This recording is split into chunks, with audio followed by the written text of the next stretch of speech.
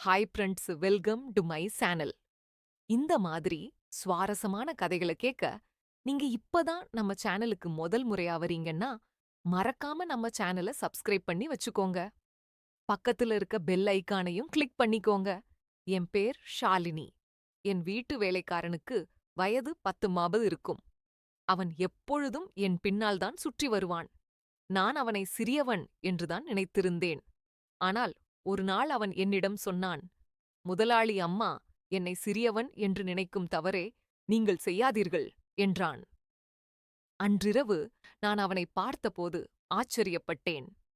ஏனென்றால் அன்றிரவு குமார் 19 வயது பையனைப் போல் இல்லாமல் 30 வயது மனிதனைப் போலே நடந்து கொண்டான். குமார் என் வீட்டில் தங்க ஆரம்பித்திலிருந்து என் உடலில் மாற்றங்கள் ஏற்படத் தொடங்கின. குமார் சிறியவன், அவனுக்கு இது எதுவும் தெரியாது என்று நினைத்தேன். ஆனால் மெதுவாக அவனுடைய உண்மையான நிறங்கள் எனக்கு தெரிய ஆரம்பித்தனர். ஒரு 19 வயது பையன் என் வயதான 30 வயது பெண்ணுக்கு எப்படி எவ்வளவு மகிழ்ச்சியை தர முடியும் என்று நான் நினைத்து கூட பார்த்ததில்லை. குமாருக்கு 19 வயசுதான் இருந்தது. நான் அவனை என் வீட்டின் வேலைக்காக கிராமத்திலிருந்து அழைத்து வந்திருக்கிறேன். என் வீட்டிலே நானும் என் ஒரு வயது மகன் மட்டுமே இருக்கிறோம். நான் வீட்டு வேலைக்கு சென்றால் குமார் என் குழந்தையை பார்த்துக் கொள்வான். ஏனென்றால் அவன் என் பிள்ளையை ரொம்ப கவனப்பாய் பார்த்து அக்கறையோடு இருக்கிறான். ஆதனால் என் வீட்டிலேயே அவனை தங்க வைத்திருந்தேன். நான் திருமணம் செய்யாமலே தாயாகினேன். என் காதலன் திருமணம் செய்து கொள்வதாக ஆசை காட்டி என்னுடன் காதல் நாடகம் ஆடிவிட்டு என்னை கர்ப்பமாக இருந்தபோது நான் அவனது வீட்டிற்கு சென்றேன். அங்கே அவனுக்கு திருமணம் நடந்து கொண்டிருந்தது. அவன் என்னிடம் காதல் நாடகம் ஆடிவிட்டு வேறொரு பெண்ணை மணந்து கொண்டான். நான் கருக்களிப்பு செய்ய நினைக்கும்போது நேரம் கடந்துவிட்டது. 5 மாதங்கள் ஆகிவிட்டன. என் பெற்றோர்கள் என்னையும் என் குழந்தையையும் ஏற்றுக்கொள்ள மறுத்துவிட்டார்கள். அப்போது நான் தனியாகத்தான் வாழ ஆரம்பித்தேன். சில மாதங்களுக்கு முன்புதான் என் தாத்தாவின் 100வது பிறந்த நாளுக்கு என் கிராமத்திற்கு சென்றிருந்தோம். என் தாத்தா எனக்கு பிறந்த நாள் அழைப்பு அனுப்பியிருந்தார். அதனால் நான் கிராமத்திற்கு சென்றேன். என் தாத்தா மட்டுமே என் மகனை அன்புடன் மடியில் வைத்துக் கொண்டார். தருண் அவருடன் விளையாடிக் கொண்டிருந்தான். அப்போது அலுவலகத்திலிருந்து எனக்கு தொலைபேசி அழைப்பு வந்தது. நான் சிறிது நேரம் தொலைபேசியில் பேச வெளியவே சென்றேன். நான் திரும்பி வந்தபோது என் தருண் தாத்தாவிடம் இல்லாமல் வீட்டு வேலைக்காரனிடம் இருந்தான். தருண் அந்த வேலைக்காரனிடம் நன்றாக விளையாடுவதை நான் பார்த்தேன். நான் என் குழந்தை அந்த வேலைக்காரனிடம் எடுத்துக்கொண்டு அங்கிருந்து புறப்பட ஆரம்பித்தேன். அப்போது அந்த வேலைக்காரன் என்னை நிறுத்தினான். அவன், முதலாளி அம்மா, எனக்கு கொஞ்சம் உதவி தேவை. எனக்கு பணம் பெரியதாக தேவையில்லை, ஆனால் வேலை தேவை என்றான். அவன் தன்னை அறிமுகப்படுத்திக் கொண்டான். நான் குமார். என் வீட்டில் மாடு மற்றும் எருமைகளின் கொட்டாய்களை சுத்தம் செய்த பிறகு நான் அந்த வேலைகள் அனைத்தையுமே செய்து வேலை பார்த்துக் கொண்டிருந்தேன். அதனால் இப்பொழுது பெரிய முதலாளி மாடு எருமைகள் இலை விற்கப் போகிறார்கள் என்று சொன்னார்கள். ஆனால் அதனால்தான் உங்களிடம் ஏதாவது வேலை இருந்தால் கொடுங்கள். எனக்கு வேலை ரொம்ப தேவை. என் பெற்றோர்கள் கூலி வேலை செய்கிறார்கள். எனக்கு வேலை ரொம்ப தேவை என்கிறதால் அப்போது நான் என் குழந்தைகளை பராமரிக்கும் வேலை இருக்கிறது. ஆனால் இதற்காக நீ நரக நகரத்திற்கு வர வேண்டும். இந்த வேலைக்கு நான் உனக்கு மாதம் 10,000 ரூபாய்தான் கொடுப்பேன் என்றான். அவனுக்கு பணம் அதிகம் தேவையில்லை. ஆனால் குமார் என்னுடன் நகரத்திற்கு வர தயாரானான். தருண் அவனுடன் நன்றாக இருந்தான். அதை பார்த்து மட்டும் நான் குமாரை என் வீட்டிற்கு அழைத்து வர முடிவு செய்தேன். குமார் அன்று முதல் என் வீட்டிலேயே தங்கியிருந்தான். ஒவ்வொரு 4 மாதங்களுக்கு கொஞ்சம் பணம் சேர்த்து அவன் தன் கிராமத்திற்குப் போவதாக சொன்னான். குமார் நாள் முழுவதும் என் குழந்தையை நன்றாக பார்த்து கொண்டான். வீட்டும் வேலைகளில் எனக்கும் உதவியாயிருந்தான். குமார் வீட்டிற்கு வந்து 1 மாதம் ஆகியிருந்தது. இந்த 1 மாதத்தில் அவன் என் இதயத்தை வேண்டிவிட்டான். என் கவனிப்பால் என் மகனின் ஆரோக்கியமும் மேம்பட்டது. தருண் என்னை தொந்தரவு செய்தான். இப்பொழுது அவன் குமாரின் கையால் நன்றாக சாப்பிடுகின்றான். நான் குமார் ஒரு தனி அறையை கொடுத்திருந்தேன். ஆனால் ஒரு நாள் இரவில் தருண் மிகவும் அழுதான். எந்த வகையிலும் அவன் அமைதியாகவில்லை. குழந்தையின் அழுகுரலை கேட்ட குமார் என் அறையை வந்து தருணை என்னிடம் எடுத்துக்கொண்டான். குமாரி என்னன் சென்றவுடன் தருண் அமைதியானான். இரவு வெகு நேரமாகியிருந்தது. தருண் குமாரிடன் விடவில்லை. ஆனால் நான் அன்று குமாரை என் அறையிலிருந்து தூங்கச் சொன்னேன். காலையில் நான் எழுந்தபோது தருண் குமாரை பிடித்து கொண்டு தூங்கிக் கொண்டிருந்தான். அந்த இரவுக்குப் பிறகு குமார் தருணை என் அறையில் தூங்க ஆரம்பித்தான். குமார் வந்ததிலிருந்து எல்லாமே நன்றாக நடந்து கொண்டிருந்தது. குமாரின் வேலையில் நான் மகிழ்ச்சி அடைந்து விடுமுறை நாளில் அவனை ஒரு மாலுக்கு அழைத்துச் சென்றேன். அவனுக்காக ஆடைகளை வாங்கிக் கொடுத்தேன். சலூனுக்குப் போய் அவனுக்கு புதிய ஹேர் ஸ்டைலும் செய்து கொண்டேன். அதெல்லாம் செய்து பார்த்த பிறகு அவன் ரொம்பவே மிகவும் அழகாகவே இருந்தான். அன்றைக்கு நான் அவனுடைய தோற்றத்தை மாற்றினேன். அவனை புதிய தோற்றத்தில் பார்த்தபோது என்னால் கூட நம்ப முடியவில்லை. நேற்று வரை ஒரு சாதாரண வேலைக்காரனாக இருந்தவன் இவ்வளவு அழகாகவும் ஸ்டைலாகவும் மாறிவிட்டானே என்று அவனை நான் பார்த்து கொண்டே இருந்தேன். நான் அவனை அறையில் படுக்கையில் படுக்க வைத்தேன். தண்ணீர் கொடுக்க வெளியே சென்றேன். அப்போது குமார் எனக்காக தண்ணீர் கொண்டு வந்தான். தண்ணீர் குடித்துவிட்டு நான் கிளாஸை வைத்தேன். குமார் அப்போது என்னை மறைமுகமாக பார்த்துக் கொண்டிருந்தான். நான் கிளாஸை வைத்தவுடன் அவன் என் கையை பிடித்தான். பல வருடங்களுக்குப் பிறகு ஒரு ஆண் என் கையை பிடித்தான். நான் என் கையை விடுவித்துக் கொண்டு அவனிடம் இருந்து நான் விலகினேன். அப்போது குமார் சொன்னான், முதலாளி அம்மா, உங்களால் இன்றுதான் என்னை நேசிக்க கற்றுக்கொண்டேன். வாழ்க்கை மிகவும் அழகானது. அதை வாழத் தெரிந்திருக்க வேண்டும் என்று நீங்கள் என் வாழ்க்கையை மாற்றியதன் மூலம் எனக்கு பெரும் உதவி செய்தீர்கள். நான் உண்மையில் மிகவும் நன்றாகத்தான் இருக்கிறேன் என்றான்.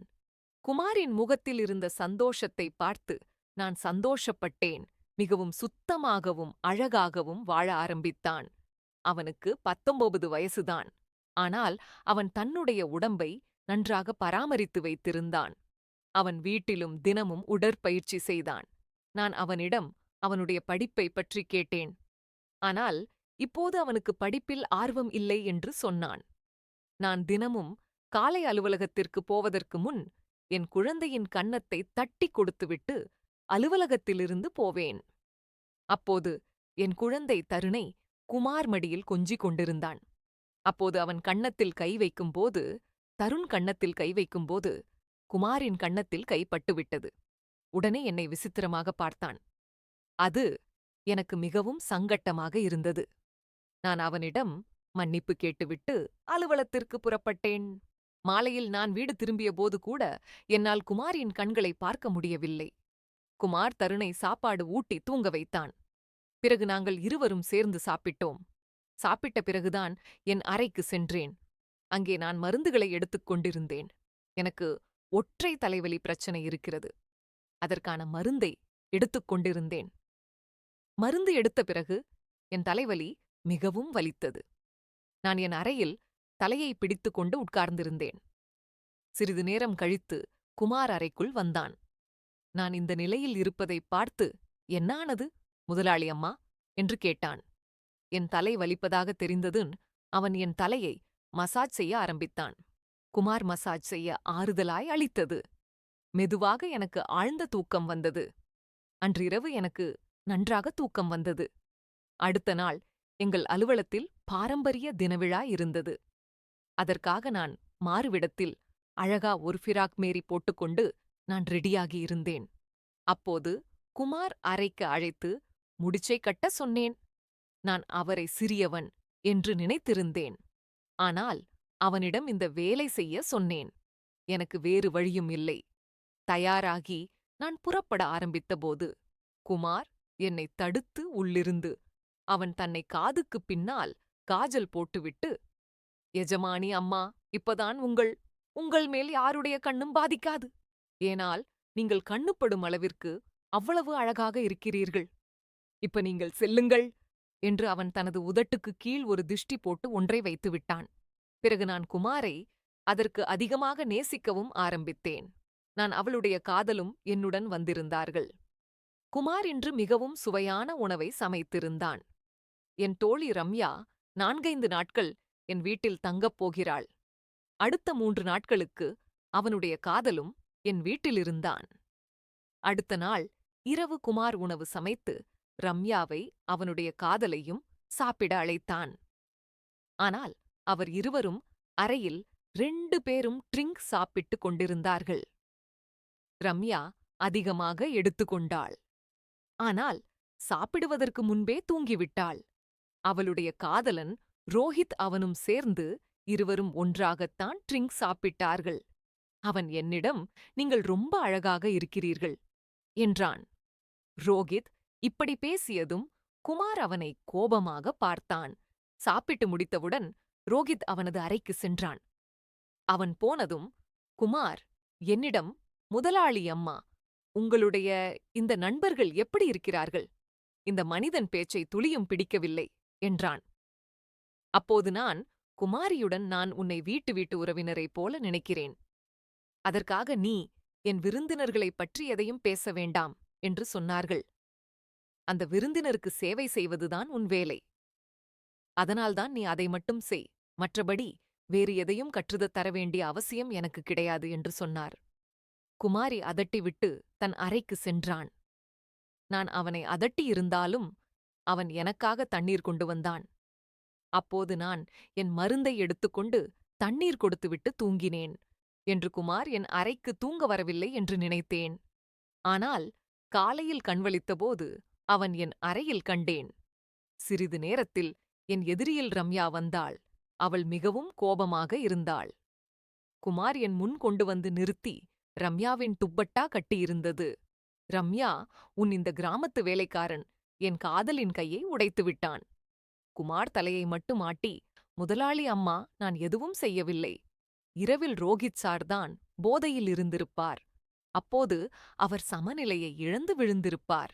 நான் ஏன் ரோஹித் சார் மீது கை வைக்கப் போகிறேன்" என்றான்.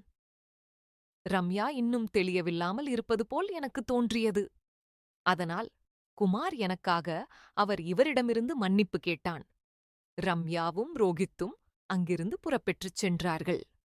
குமார் என்னிடமிருந்து மன்னிப்பு கேட்க ஆரம்பித்தான். அவன் எதுவும் செய்யவில்லை என்று எனக்குத் தெரியும் என்று நான் விடுமுறை எடுத்தேன். ஏனென்றால் பல நாட்களாக பிஸியாகவே இருந்தேன். இன்று எனக்காக கொஞ்ச நேரம் ஒதுக்கலாம் என்று நினைத்தேன். தன் காலை உணவை சாப்பிட்ட பிறகு நான் மீண்டும் 1 மணி நேரம் தூங்கினேன். தருண் என்னுடன் தூங்கினான். எழுந்த பிறகு எனக்கு ஒரு கப் தேநீர் கொடுக்க வேண்டும் என்று தோன்றியது. நான் குமார் தேநீரை தயாரிக்க அழைத்தேன். ஆனால் அவனிடமிருந்து எந்த பதிலும் வரவில்லை. அவனை தேடிக்கொண்டே அவன் அறைக்குச் சென்றேன். அங்கே குமார் குளித்து முடித்துவிட்டு குளியல் அறையிலிருந்து வெளியே வந்தான். அப்போது அவன் மிகவும் அழகாகவே இருந்தான். ஒரு வகையில் அவனை எனக்கு ரொம்பவே பிடித்திருந்தது. அப்போது குமார் என்னை அழைத்தான். ஆனாலும் நான் என் நினைவை இழந்து அவனை பார்த்து கொண்டிருந்தேன். என் கண்களுக்கு முன்னால் ஒரு சைகை செய்தான். அப்போது எனக்கு நினைவு வந்தது. நான் அவனிடம் எனக்காக தேநீர் தயாரிக்க சொன்னேன். வீட்டில் கொஞ்சம் சரும பராமரிப்பு செய்ய வேண்டியிருக்கிறது. அதனால் மத்திய வேளையில் என் அறையில் சொந்த பார்லரை நடத்த ஆரம்பித்தேன். என் கால்கள் மெழுகேற்றிக் கொண்டிருந்தேன். மெழுகேத்தம் செய்யும் பொழுது என் கால்களில் கொஞ்சம் சூடான மெழுகு அதிகமாக பட்டுவிட்டது. அதனால் எரிச்சல் ஏற்பட்டு என் வாயிலிருந்து சத்தம் கேட்க குமாரும் ஓடோடி வந்தான். வந்து பார்த்து எரிச்சலை காலை பார்த்தான். அவன் காலிலிருந்து சூடான மெழுகை எடுத்துவிட்டு அங்கேயே கிரீம் போட்டு தடவினான். அவனுடைய கைகள் என் கால்களில் பட்டு கொண்டிருந்தன. குமார் என் கால் மீது சற்று பலமாக கை வைத்து அழுத்தி தன் வலியால் அலறினேன். நான் இந்த நிலையில் இருப்பதை பார்த்து அவன், "முதலாளிமா, இப்போது நீங்கள் ஓய்வெடுத்துக் கொள்ளுங்கள். நீங்கள் என்ன செய்ய வேண்டுமோ சொல்லுங்கள். நான் உங்களுக்கு உதவி செய்கிறேன்" என்றான். அவனிடம் மற்றபடி வேறு ஒன்றும் தேவையில்லை. "நீ இப்போதைக்கு கிளம்பலாம்" என்று சொன்னாள். அவன் என் முகத்தை மசாஜ் செய்தான். அவன் மசாஜ் செய்ததில் எனக்கு மிகவும் ஆறுதல் கிடைத்தது. இன்றைய விடுமுறையினால் எனக்கு அமைதியாகவே கலைந்தது. குமாரிடம் எல்லா நல்ல குணங்களும் நிறைந்தன. எல்லா வேளையிலும் அவன் பின்வாங்குவதில்லை. இன்று இரவுதான் அவனை என் அருகில் தூங்க வேண்டாம் என்று சொல்லிவிட்டேன். நாள் முழுவதும் நம் வீட்டில் இருப்பதில்லை. குறைந்தபட்ச இரவிலாவது நான் என் குழந்தையுடன் தனியாக நேரம் செலவிட வேண்டும் என்று ஒவ்வொரு முறையும் குமாரியுடன் என் அறைக்கு வருவது எனக்கு பிடிக்கவில்லை. அதனால் நான் அவனை என் அறையில் தூங்க வேண்டாம் என்று சொல்லிவிட்டேன். இப்படி நாட்கள் கழிந்தன. சில நாட்களாக குமார் இல்லாமல் தருண் இரவில் சரியாக தூங்கவில்லை. அதனால் மெதுவாக அவன் அழுவதை நிறுத்திவிட்டான். ஆனால் என் மனதில் சில மாற்றங்கள் ஏற்படுவதை உணர்ந்தேன். காலையில் எழுந்தவுடன் என் உடல் மிகவும் வலிக்க ஆரம்பித்தது. திடீரென்று இது ஏன் நடக்கிறது என்று புரியவில்லை. சில நாட்களில் உடல்வலி மிகவும் அதிகமாகி படுக்கையிலிருந்து எழும்பக்கூட முடியவில்லை. நான் அலுவலகத்திலிருந்து ஒரு வார விடுமுறையும் எடுத்துக்கொண்டேன். இப்போது முழு நேரமும் தருண் சோறு குமாருடன் இருந்திருக்கிறான். அவனுக்கு பசித்தால் குமார் அடிக்கடி என் அருகில் வருவான். ஆனால் இன்றுதான் என் தலையை பிடித்துக்கொண்டு உட்கார்ந்திருக்க இரவில் குமார் தண்ணீர் எடுத்துக்கொண்டு தன் அறைக்கு வந்தான். நான் என் தலையில் கை வைத்திருப்பதை பார்த்து, "முதலாளி அம்மா, நான் உங்களுக்கு மசாஜ் செய்து விடட்டுமா?" என்று கேட்டான். நானும் உடனே வேறு வழியில்லாமல் தலைவலி நிற்கினும் என்று சரி என்றேன், ஒத்துக்கொண்டேன். அவனும் வழக்கம் போல் எனக்கு மிகவும் மசாஜ் செய்தது ஆறுதலாக இருந்தது. மசாஜ் செய்வதனால் என் வழி சற்றென்று மறைந்துவிட்டது. உங்களுக்கு தருணின் தந்தை நினைவுக்கு வருவதில்லையா? நீங்கள் இவ்வளவு அழகாகவும் இளமையாகவும் இருந்ததும் ஏன் இன்னும் தனியாகவே இருக்கிறீர்கள் என்று கேட்டான். அவனுடைய கேள்விக்கு என்னிடம் சரியான பதிலும் இல்லை. நான் அவனிடம், உன் கேள்விக்கு பதில் என்னிடம் இல்லை என்றேன். அந்த கேள்வி அங்கேயே முடிந்தது. குமாரின் மசாஜ் எனக்கு நன்றாக தூக்கம் வர வைத்தது. அடுத்த 2 நாட்களுக்குப் பிறகு நான் என் காதலனை சந்தித்த தேதி வந்தது. கடைசியில் அந்த நாளும் வந்துவிட்டது. அன்று நாள் முழுவதும் என் மனதை ஏதாவது ஒரு வேலையில் பிஸியாக வைத்திருக்க முயற்சி செய்தேன். ஆனால் இறைவன் இருளில் என் காதலன் எனக்கு மிகவும் நினைவுக்கு வந்தான். அன்று அவன் என்னுடன் இல்லை, ஆனால் அவன் என் குழந்தையின் தந்தை. தருணை பார்க்கும்போது எனக்கு தினமும் அவன் நினைப்புதான் வரும். இன்று என் உணர்வுகளை என்னால் மறக்க முடியவில்லை. நான் என் அருகில் சத்தமாக அழ ஆரம்பித்தேன். தருண் அருகில் தூங்கிக் கொண்டிருந்தான். அதுவும் எனக்கு நினைவில் இல்லை. நான் இன்று என் மருந்துகளையும் எடுக்கவில்லை. அப்போதே குமார் தண்ணீர் எடுத்துக்கொண்டு தன் அறைக்கு வந்தான். நான் அழுவதை பார்த்து அவன் எனக்கு தண்ணீர் கொடுத்தான். நான் அமைதியானதும் அவன் எனக்கு மருந்துகள் கொடுத்தான். என் அழுகையை சத்தத்தால் தருண் லேசாக எழுந்துவிட்டான். குமார் என்னை அவனோடு அறைக்கு அழைத்துச் சென்றான். அங்கே போய் நான் குமாரின் கையை பிடித்துக்கொண்டு நான் என் உணர்வை இழந்துவிட்டதைப் போல் இருந்தேன். நான் அழுகதற்கான காரணத்தைக் கேட்டு குமாரும் இப்போது அமைதியாகிவிட்டான். அவன் தொடர்ந்து என் கண்ணீரை துடைத்துக் கொண்டிருந்தான். நான் அழிந்து கொண்டிருந்தேன். அவன் கையை பிடித்துக் கொண்டு அவனை என் அருகில் அமர வைத்தேன். அப்போது குமார் சொன்னான், "முதலாளி அம்மான், நான் இன்னும் சின்ன பையன், எனக்கு எதுவும் தெரியாது" என்றான். அவன் பேச்சைக் கேட்டு நான் மெதுவாக அவன் அருகில் சென்றேன். அந்த இரவு முழுவதும் நான் அவன் அருகிலேயே இருந்தேன். ஆனால் காலையில் நான் எழுந்தபோது அவன் அருகில் இல்லை. அவனுடைய சட்டை மட்டுமே அங்கு இருந்தது. வேறு எங்கு சென்றிருப்பான் என்று பார்த்து கொண்டிருந்து அவனை வெளியில் வந்து பார்த்தேன். அப்போது குமார் என் குழந்தைக்கு பால் மற்றும் பிஸ்கட் ஒட்டுவதை நான் பார்த்தேன். எனக்கு தருணை பற்றி நினைக்கவில்லை. ஆனால் குமார் அவனை மறக்கவில்லை. அவன் எங்கள் இருவரையும் தந்தையாகவும் தாயாகவும் மகனையும் சந்தோஷமாக பார்த்து கொண்டான். இரவுக்குப் பிறகு நான் காலையில் தாமதமாக எழுந்தேன். அந்த நாள் முழுவதும் குமார் என்னை பார்க்கவில்லை என்று ரம்யா என்னை சந்திக்க வீட்டிற்கு வந்தாள். அவள் குமாரை பார்க்கவில்லை. ஆனால் குமார் அவளுக்கு தண்ணீர் கொடுத்தான். பின்பு அறையை விட்டு வெளியேறினான். சிறிது நேரம் பேசிய பிறகு ரம்யா புறப்பட ஆரம்பித்தாள். போகும்போது அவள் என்னிடம், "உன் வேலைக்காரனை எவ்வளவு சீக்கிரம் முடியுமோ அவ்வளவு சீக்கிரம் இங்கிருந்து அனுப்பிவிடு" என்றாள். அவன் பார்க்க எவ்வளவு அப்பாவைப் போல இருக்கிறானே. அப்போது அப்பாவி இல்லை என்றான். அவள் பேச்சை நான் பெரியதாக எடுத்துக்கொள்ளவில்லை. வழக்கம்போல் இரவு உணவு சாப்பிட்ட பிறகு குமார் என் அறைக்கு தண்ணீர் கிளாஸ் எடுத்து கொண்டு வந்தான். தருண் தூங்க வைத்தான். தருண் இன்று ஊஞ்சலில் ஆடிக்கொண்டிருந்தான். குமார் அவனை பார்த்து கொண்டிருந்தான். நான் என் அறையின் விளக்கை அணைத்துவிட்டு தூங்கினேன். சிறிது நேரத்திற்குப் பிறகு என் அறையில் தருண் குரல் கேட்டது. அவனுடைய குரலால் என் தூக்கம் கலைந்தது. அதன் பிறகு குமார் அவனை போய் தூக்கி அவனுக்கு ஆறுதல் சொல்லி அழைத்தான். அதன் பிறகு எழுந்திருக்கும்போது அவனுடைய அழுகை சத்தம் நின்றது. சிறிது நேரத்திற்குப் பிறகு என் அறைக்கதவு திறக்கும் சத்தம் கேட்டது. நான் அமைதியாக எல்லாவற்றையும் பார்த்து கொண்டிருந்தேன். குமாரி என் அறைக்கு வந்தான். நான் தூங்குகின்றானா இல்லையா என்று பார்க்க என் அருகில் வந்தான். பிறகு என் மொபைலை எடுத்தான். அவனுடைய அந்த தேடுதலை பார்த்து நான் வேகமாக அறையின் விளக்கை ஆன் செய்தேன். நான் விடுத்திருப்பதை பார்த்து அவன் திகைத்தான். நான் அவன் கையிலிருந்து ஒரு மொபைலை பிடுங்கினேன். நான் அவனிடம், குமார், இதெல்லாம் என்ன? நீ இப்போது இங்கே என்ன செய்கிறாய் என்று கேட்டேன். அவன் எதுவும் சொல்லாமல் அங்கிருந்து போக ஆரம்பித்தான். ஆனால் நான் அவனை இவ்வளவு எளிதாக விட விரும்பவில்லை.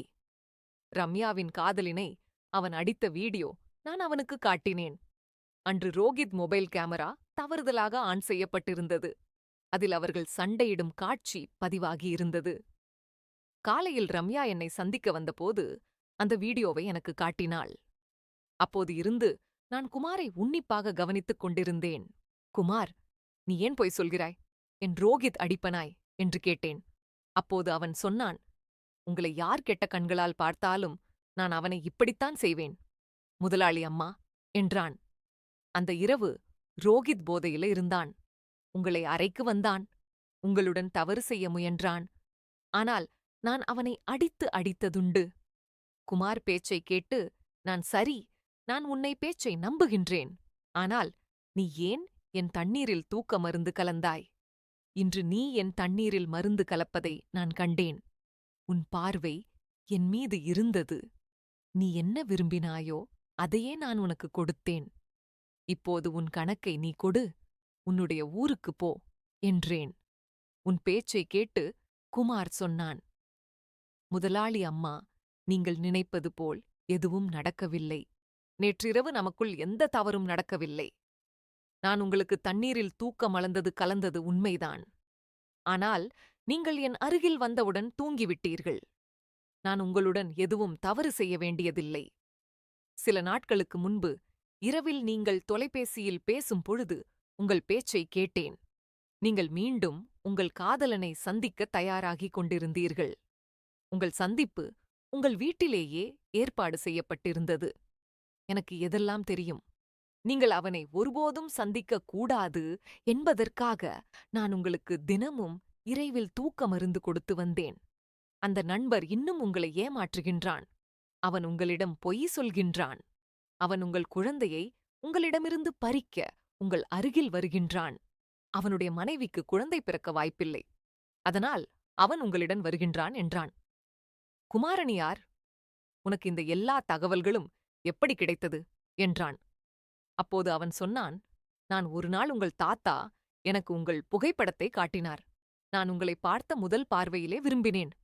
ஆனால் அவர் நீங்கள் திருமணத்திற்கு எதிரானவள் மற்றும் ஏற்கனவே கெட்டுப்போனவள் என்று கூறினார். ஆனால் எங்களை திருமணம் செய்து கொள்ள விரும்பினேன். எனக்கு உங்களைப் பற்றி எல்லா உண்மைகளையும் தெரியும். நான் உங்கள் தாத்தாவோடு சேர்ந்து இந்த திட்டத்தை உருவாக்கினேன். உங்கள் மனதில் எனக்கான இடத்தை உருவாக்க நான் இங்கேயே வந்தேன். ஆனால் இங்கு வந்த பிறகு பலர் உங்களை கெட்ட கண்களால் பார்ப்பதை நான் கண்டேன். அதனால் நான் உங்களை பாதுகாக்கத் தொடங்கினேன் என்றான். பிறகு நாம் இருவரும் சேர்ந்து திருமணம் செய்து கொள்ளலாமா என்று கேட்டான். உனக்கு 19 வயது இல்லை. என் முதல் சந்தேகம் சரியானது. அவனுக்கு 30 வயது நல்ல வேலையில் இருந்தான். அவன் என் மேல் வைத்துள்ள காதலுக்காக இவ்வளவு கஷ்டப்பட்டான். குமாரி என் காதலனைப் பற்றி என்ன சொன்னானோ அது எல்லாம் உண்மை. குமாரி என் காதலனைப் பற்றி எல்லா தகவலையும் சரியாக கண்டுபிடித்துள்ளான். என் குழந்தை நல்ல தந்தையும் கிடைத்துவிட்டது. எனக்கு பெரிய விஷயம். என் காதலனும் எனக்கு ஏமாற்றும் வலையில் மீண்டும் சிக்காமல் நான் தப்பித்து விட்டேன். இன்று நான் விக்ரம் என்கின்ற குமாரியுடன் மிகவும் சந்தோஷமாக இருக்கின்றேன். அவன் என்னையும் என் குழந்தையையும் மிகவும் நேசிக்கின்றான். அன்பாக பார்த்துக் கொள்கின்றான். என் தாத்தாவின் காரணமாக இப்போது நான் ஒரு புதிய குடும்பம் தொடங்கியது. குடும்பமும் குமாரும் போன்ற என் கணவர் கிடைக்க என்னுடைய அதிர்ஷ்டம். நண்பர்களே, உங்களின் உண்மையாக நேசிக்கின்றவர்கள் இந்த கஷ்டத்தில் உங்களை விட்டுவிட மாட்டார்கள்.